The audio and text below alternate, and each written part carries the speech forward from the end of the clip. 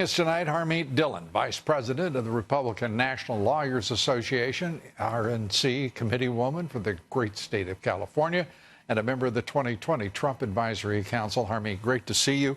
I watched the speaker today say that she was going to do pretty much what Jerry Nadler had been begging her to do throughout, and what is, in point of fact, he's been engaged in for weeks now. And it was all done so theatrically. No questions, please, for the august speaker, because she's talking about real work. Meanwhile, the House hasn't done any work. It is a peculiar moment, and I have to say, what law was broken, and just exactly how do they know that that crime was committed? It's a bizarre moment in history. They look like, for all the world, like a hapless a bunch of know-nothings trying to find relevance. It's really bewildering, Lou, and I'm Nancy Pelosi's constituent, by the way, and so far she's actually been one of the more sane members of Congress, pushing back on the squad and all these other people, but today she sort of gave in. And you're absolutely correct. The facts don't matter. The law doesn't matter. The will of the American people, two-thirds of whom don't support any kind of impeachment inquiry, doesn't matter. All that matters is naked politics and short-term gain.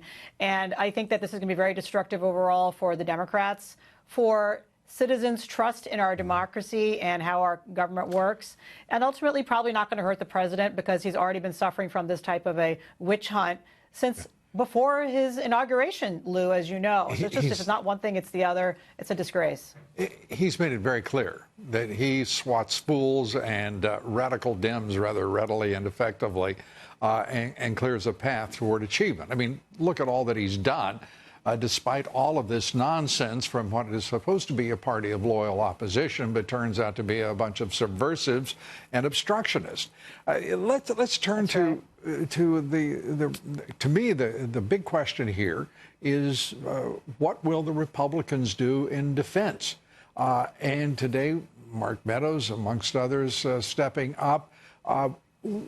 We need, I have to say, Kevin McCarthy, bless his heart. It's like he doesn't have a pulse, for God's sake. We're talking about the President of the United States being harassed, as he says, and to me, being subverted.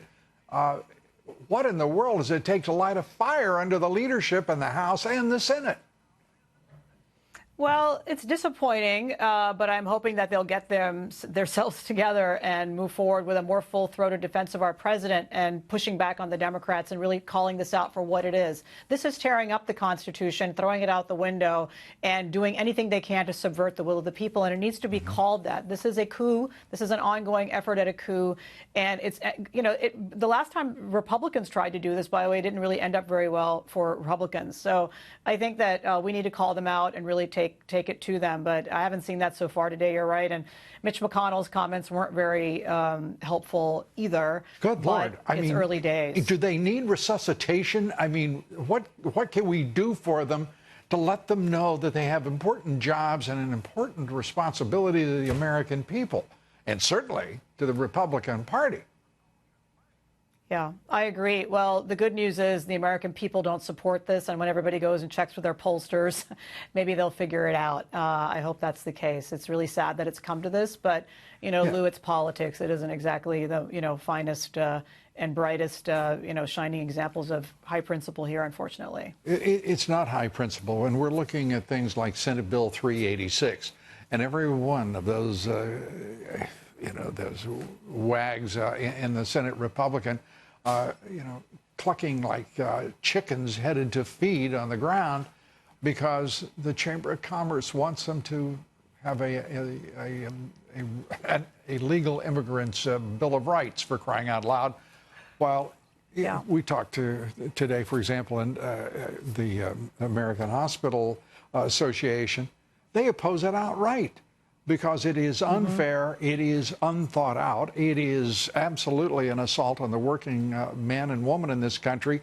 The president's base, by the way, I should point out, middle class, small business, independents, you know, and by the way, it looks like we're going to see a substantial number of minorities, Hispanics and African Americans join that base in 2020.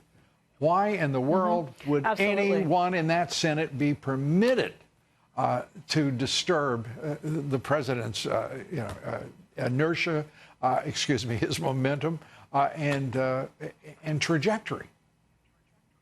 Well, you're absolutely right. And when you go back to the core issue of this Ukraine situation, both parties have been pushing for our government to give money away, give big cash grants and munitions to all kinds of wealthy foreign countries. This president has consistently opposed that, be it NATO, be it Ukraine, be it South Korea, be it any of these wealthy American allies, and questioned it. That's consistent. And, he should be applauded for asking questions before handing out American stuff. And unfortunately, there's a industrial complex here that wants those munitions spent and paid for and given to everybody who asks. And so that's one of these tensions here as well. I'm confident when this tape comes out tomorrow that the president is going to be shown to have acted in an above-board fashion. And frankly, if the president's hands are tied from suggesting that foreign countries look into potential crimes happening within their borders, then no president is free to do his job of foreign policy, and it's really going to be a bad day for America. Yeah, well, that's not going to happen because that isn't the law, and it isn't what the founders envisioned,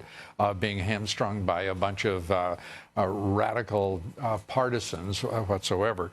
I just want to have one quote from the president today because it sums up something as we're talking about these 386. Let's turn to this quote.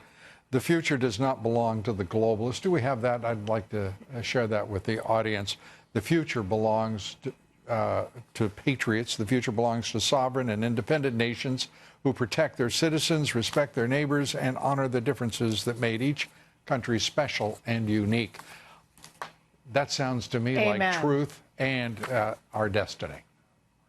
Absolutely. It was a great speech he gave at the UN General Assembly today. We need more of that. We need more governing from the Democrats and Republicans and less of these charades, Lou. Stop. The charade is to pretend that the Democrats are going to participate in governance. Let's be very clear.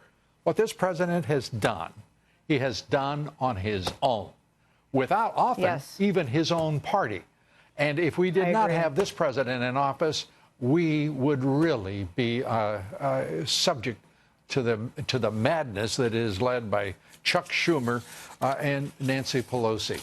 And of course, the 7 freshman congressmen who are signing op-eds, AOC and the squad or the quad or whatever the world it is. But it doesn't add up to much. 4, good enough. Harmeet Dhillon, great to see you. Thank you, Lou.